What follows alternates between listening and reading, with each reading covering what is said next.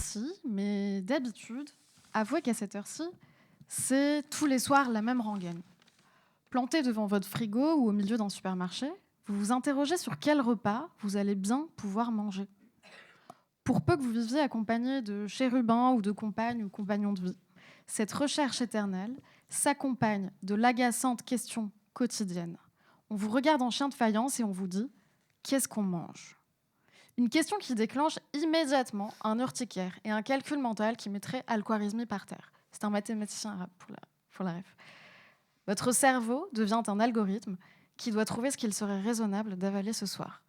Pâte au cadmium, avocat bio contaminé au plomb, saumon à la listeria et au colorant rose pêché par un chalutier qui a réveillé Lucifer des enfers, une omelette aux OGM, du poulet aux antibiotiques, qui eux semblent être automatiques, du thon au mercure. Et pour vous hydrater pendant le repas, vous prendrez bien de l'eau minérale au microplastique. Enfin, c'est comme vous voulez. Ça peut aussi être une boisson beaucoup trop sucrée qui augmentera votre risque cardiovasculaire. Les scandales sanitaires s'amoncellent devant vous au rythme des idées repas, ne vous laissant aucun répit. Mais néanmoins, le choix du fléau. Après tout, on n'y peut rien, vous vous dites en croquant dans ce bout de fromage rappelé sur rappel conso pour l'hystériose sans que vous le sachiez. Oui, j'ai une petite obsession pour rappel conso, donc si vous voulez des infos, vous me contactez à la fin. Enfin, il faut compter la chance que vous avez de vous nourrir. D'autres ne l'ont pas. En plus, votre nourriture contaminée peut se révéler très jolie. Comme la pomme empoisonnée de Blanche-Neige, la nourriture a toujours son potentiel de beauté, même lorsqu'elle est contaminée.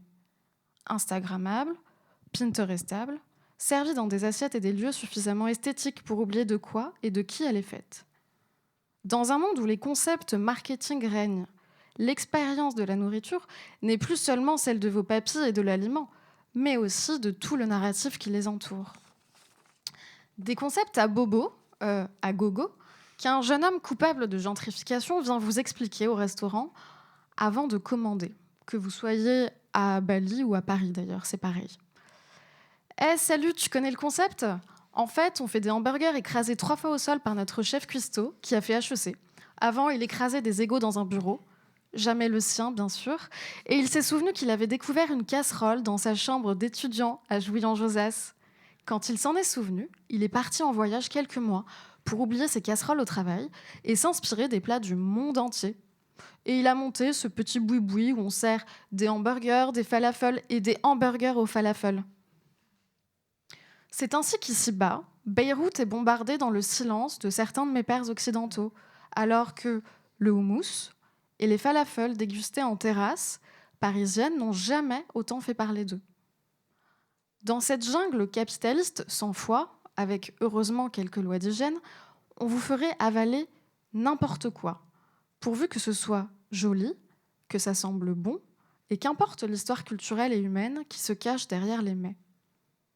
Et si demain, on s'intéressait à la profondeur de ce qui remplit nos assiettes, plutôt qu'aux likes qui remplissent nos égos ? Et si demain, le budget mondial du houmous était versé à ceux qui l'ont créé, plutôt que de se délecter de leurs plats en les regardant se faire affamer par une machine capitaliste et génocidaire ?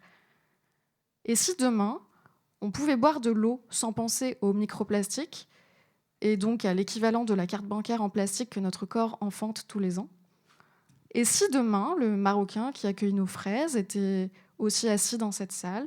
Et si demain, le lait de nos enfants était sans cadmium et rémunérait dignement le paysan qui l'a produit plutôt que de le pousser au suicide ?